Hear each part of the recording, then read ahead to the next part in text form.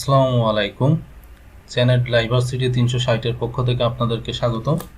আজকের এই ভিডিওতে আমরা দেখব বাংলাদেশের পাওয়ার সিস্টেমের জেনারেশন সাইট থেকে একদম ডিস্ট্রিবিউশন সাইট পর্যন্ত কিভাবে ইলেকট্রিসিটি ট্রান্সফার হয় বা জেনারেট হয় অথবা ডিস্ট্রিবিউট হয় এগুলোর উপরে বিস্তারিত আলোচনা।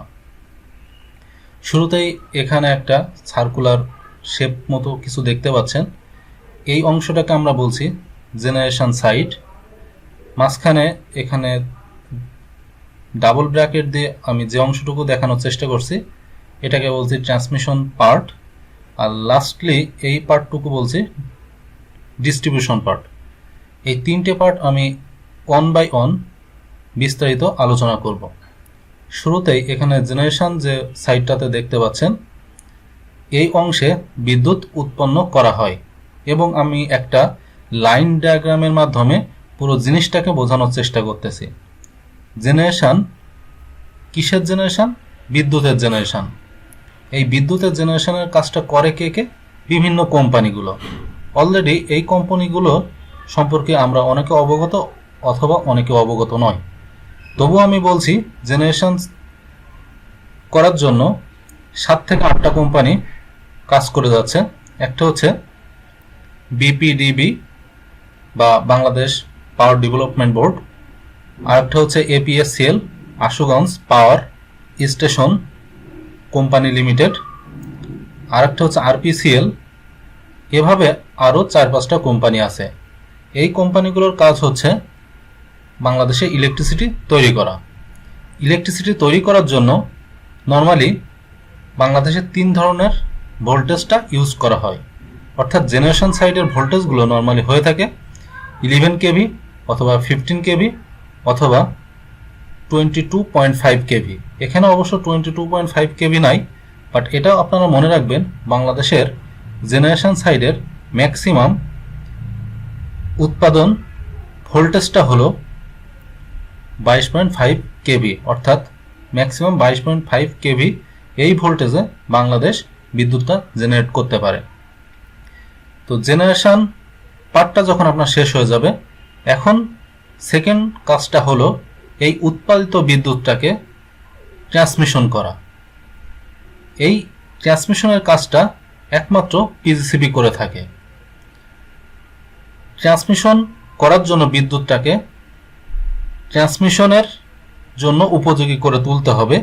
সে কাজটার জন্য অবশ্যই এই লো ভোল্টেজগুলোকে অবশ্যই হাই ভোল্টেজে কনভার্ট করতে হবে।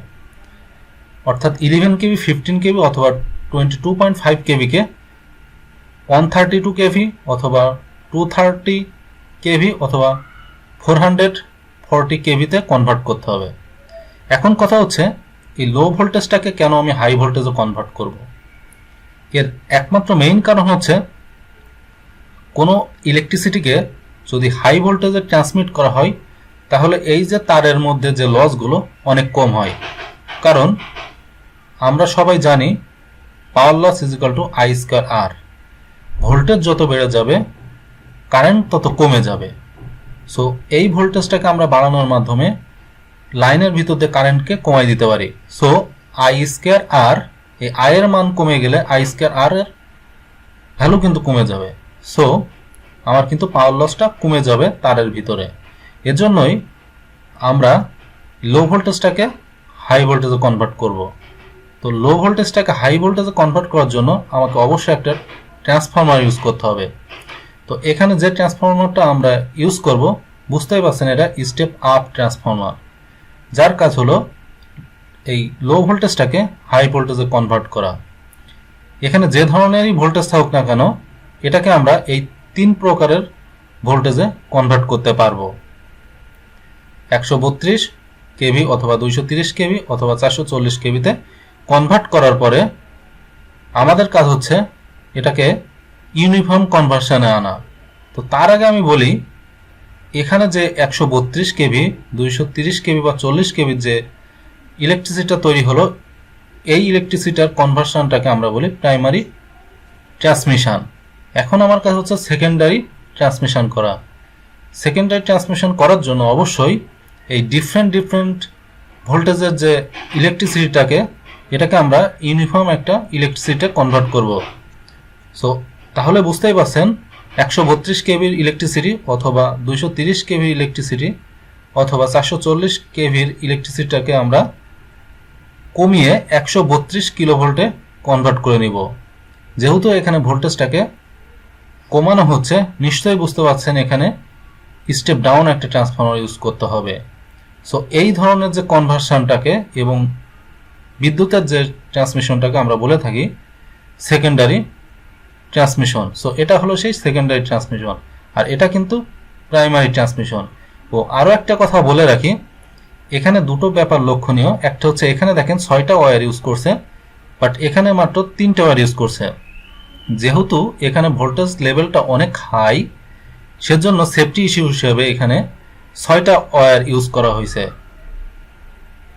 কারণ ভোল্টেজের লাইনের কোনো একটা ফল্টের কারণে কিন্তু পুরো সিস্টেমটা কলাপস করতে পারে। আর এখানে কিন্তু 3টে লাইন ইউজ করছে, কারণ এখানে ভোল্টেজ লেভেলটা এখন কমে গেছে।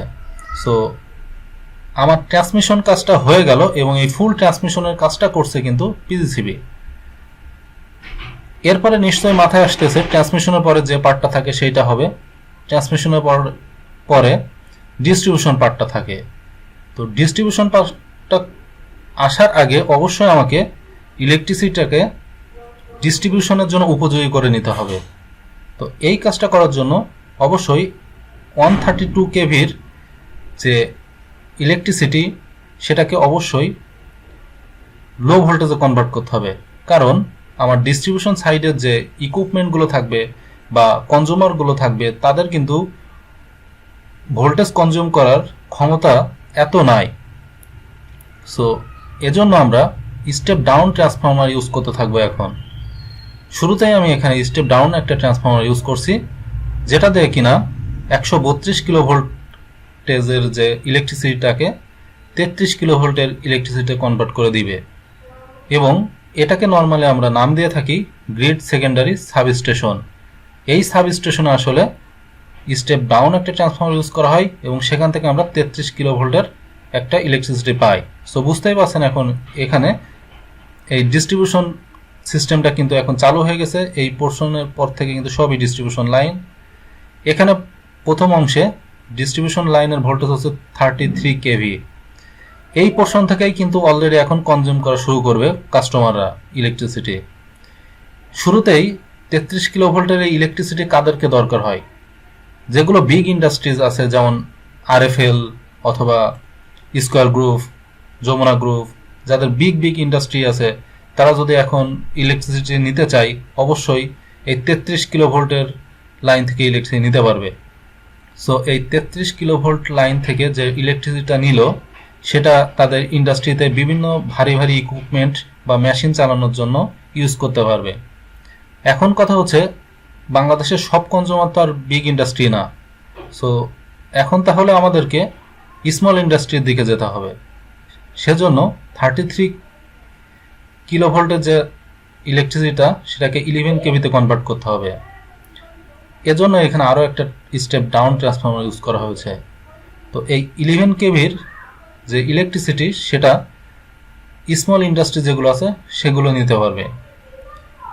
এখন আরও একটা পোর্শন বাকি থাকে, আমরা যারা বাসা বাড়িতে বাস করি তাদের তো ইলেকট্রিসিটি দরকার। আমরা তো আর 11 কেভি ইলেকট্রিসিটি নিতে পারবো না, তাহলে নিশ্চয়ই আমরা 400 ভোল্টেজের ইলেকট্রিসিটি নিব। সেজন্য এখানে আরও একটা ট্রান্সফরমার ইউজ করা হয়েছে। এটা স্টেপ ডাউন ট্রান্সফরমার, যার কাজ হলো 11 কেভি থেকে 400 ভোল্টে কনভার্ট করে দিবে। তো এখন কথা হচ্ছে 400 ভোল্টেজ যে ইলেকট্রিসিটি যেটা পাবো এই ভোল্টেজটা কিন্তু অবশ্যই line to line voltage. So আমরা যদি এটাকে লাইন টু নিউট্রাল ভোল্টেজে কনভার্ট করি অবশ্যই এই 400 ভোল্টেজের অ্যাক্রসে ভোল্টেজটা পাবো, সেটা হলো 230 ভোল্টেজ।